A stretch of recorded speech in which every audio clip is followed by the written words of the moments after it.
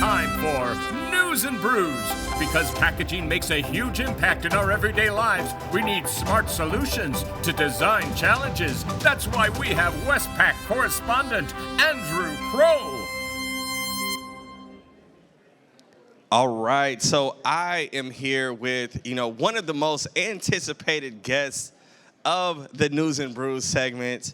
So I've been excited. I've been looking forward to this interview. A lot of people online have as well. I accidentally leaked a clip of our pre-interview on accident. It really took off. It caught fire. So I want to talk about some of those things. I'm here with Vivian Allen, CEO of SigmaPro Engineering.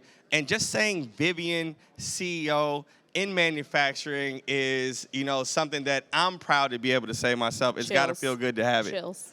Absolutely.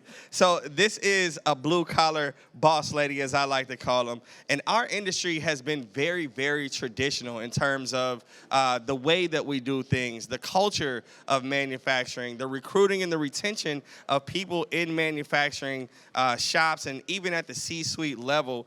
What have you found, and what are you doing to kind of break some of that tradition, and why? Well, my experience was really interesting because I came into this position because my dad owned our company. I'm not sure that I would have had this opportunity otherwise.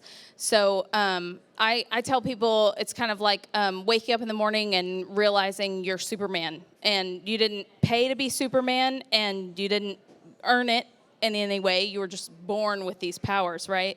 And then you need to decide then that day, are you going to leverage that power that you got without earning it or necessarily deserving it? Are you going to leverage it for good, or are you going to be a bad guy? You're going to become a Marvel bad guy or whatever. And I think that's kind of something that I take really seriously is I have a position that a lot of young people, a lot of women may have really struggled to get into, and I got into it on the coattails of my father. So now I take that really seriously because I think that my privilege is my responsibility to create opportunities for people who don't have as many. And let's be honest, it's going to be women, minorities, people of color. Yes. And we're going to make opportunities for those people. And the way I'm going to do that is I am going to design a facility and design benefits around those people's needs, not around the needs of I'm not sure how politically correct I need to be, but I'm going to design a benefit package and a facility that draws in the kind of people that I want to see getting the same opportunities that I got. I love it. And one thing that I found navigating my way through the industry is you're exactly right. There's not a lot of women. There's not a lot of minorities. And even further so, the women and the minorities that we do see in the industry don't have a lot of room for growth. A lot of times there's that glass ceiling that is tough to break through. So whether it was given to you, whether you earned it, I love the fact that you feel the duty to be able to help the people that are coming behind you. And right now, manufacturing does not reflect the rest of the world in several ways. All of the things that we touched on, but then also the way that workers like to work, right? And I think that there's something that you hit on, that the workforce is changing. The way that people live is changing. Schedules are changing. How can we as manufacturers look at some of our business practices and say, hey, this business model doesn't necessarily fit the new talent that's coming up or the workforce? What can we do to kind of change these things and look at the way that we've traditionally had, work shifts, or the way that we recruit and retain people? What can we start to look at and tweak to be able to better serve what the population looks like now? So that's interesting that you brought that up. Work shifts is one of those things that, we start going down this road where we have all these great ideas and these grand plans and passionate, people that want to make these opportunities where people can learn and grow and maybe start their own business. And that work shifts problem gets brought up really often. And I remember being at a national summit for the best places for working parents, and we were talking about how to make opportunities for young families to be in the industry. And I was talking with someone actually from Volkswagen, and they have a big manufacturing plant in the southern part of the United States. And we were talking, it was their head of HR, and we were talking about, how you deal with work shifts. And I threw out an idea to him about, doing something like what they do in food service, where you connect the employees to each other, and they maybe, if somebody's going to be late or miss a shift or wants to move their shift a little bit, instead of dealing with directly with their supervisor, they deal with their peers on their off shift, and they work that out themselves, like empower the employees to cover for each other. And he immediately wrote me off. Oh, wow. And I'm not saying I've run this idea to the ground. It might totally suck. But the point is, we can't be the kind of people that say no the moment a new idea is thrown out. Yes. Our knee jerk cannot be telling each other what's wrong with the idea. Obviously, there are going to be problems, but we have to create a place where new ideas are welcome, and then we run them to the ground and see if they'll stick. Right, and fix them on the way. So Yeah. I love what you just said. We are, again, an industry that's traditionally said, if it has worked like this a long time ago, we're going to continue to do it, right? And I think that we are starting to change a little bit, but if you look at automation, you look at Industry 4.0 techniques, we are still taking a long time to adapt these things.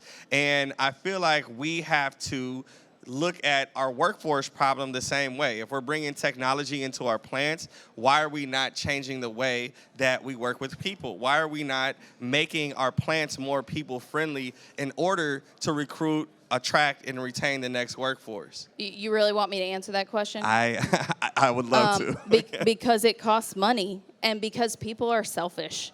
And I wake up every day, and it's easy for me to think about what I need. And it's a lot harder for me to think about what the people around me need, especially if I'm not consistently working on being an empathetic person.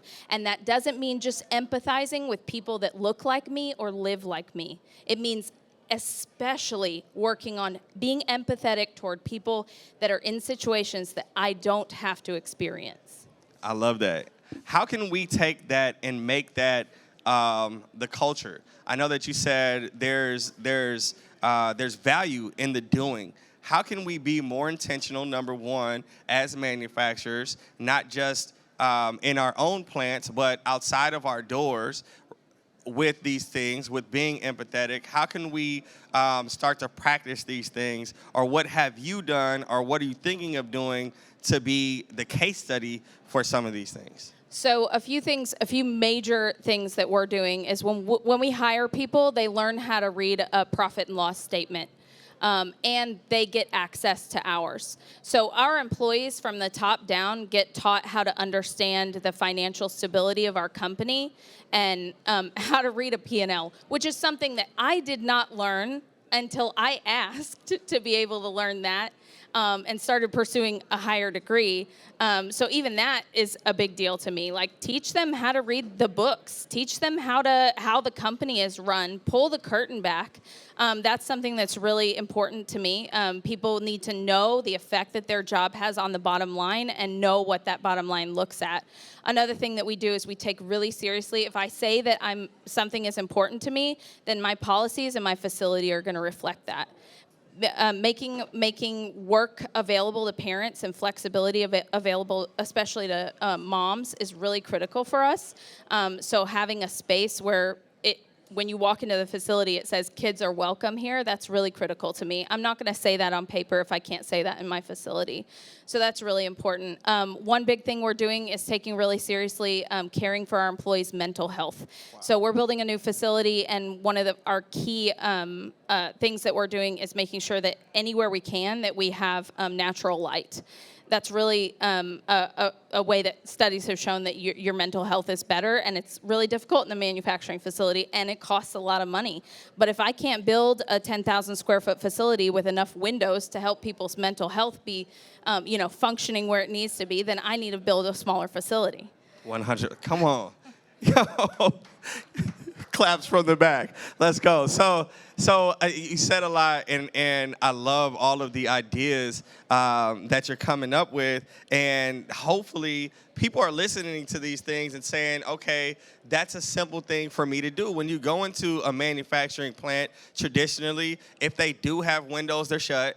It's usually really dark in there, and then they've got, overhead lighting. But if you work first shift, you don't really know, like, what it's like outside. You walk outside and your eyes are like zombie mode. So there's small fixes that we can do to begin to start making happier workers who then become more productive. And I love everything that you're saying. But there were two things that we talked about as an hindrance. And, I talked about people adapting these things, and you said it was cost, right? And then we talked about these windows, and we said cost again. How can we start to shift people's mindsets in our industry to not think about the cost, but the value that they're going to give to their employers by empowering them, and then the return on the investment of more productive, happy workers that are maybe brand ambassadors that are saying, hey, you know where I work at? I love working at SigmaPro because I get to have my family here. I get to have a family environment.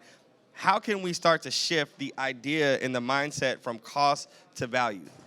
So that's a hard one for me because I don't really think in those terms. I'm going to be honest. I think in terms of people. And I feel really blessed to have a mind that works that way. So I don't really know. I will say that my company's not struggling to be successful. And we are not putting second taking care of our people.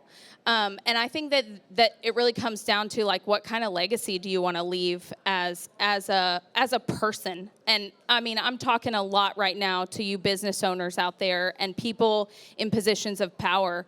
But as a person on planet Earth, what kind of legacy do I want to leave? And am I thinking in terms of impacting people, impacting families, and impacting my community? And do I see my business as an integral part of that community?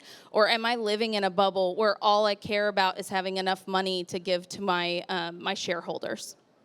I love it. So we are towards the end of this interview section. However, there's so much more inside of this brain right here and inside of the things that she's been doing. So definitely, I want you all to connect with Vivian Allen online, LinkedIn, wherever you can. If you are in Texas, correct? If you're in the state of Texas, please stop by her shop. Go see these things firsthand and see what she's got going on. Take a tour, talk to some of the employees, and see the difference between the people that are in a shop like this and maybe the people that are in your shop. So if you want to empower your employees, if you want people beating down the door to come work for you, if you want to make sure that your P&L is balanced and it looks good, definitely take some of these things into action. Let's be more intentional. Let's be more empathetic. Are there any closing words that you have? I think in closing, if anything I'm saying, I have a hard time making my passion palatable for the masses. I'm going to be honest. a little much for most people. But if there's anything I said that really, like, turned on something in your heart, like, let's talk, because I'm not just here to create a successful business, although I have. I'm really here to encourage people to start living with a mindset that you're a human being. And that is the most critical piece of you. And the most critical piece of your existence is how you treat other people. And that's the kind of legacy that we all want to leave behind. And I'd love to encourage you on how to do that and how we're doing that at SigmaPro.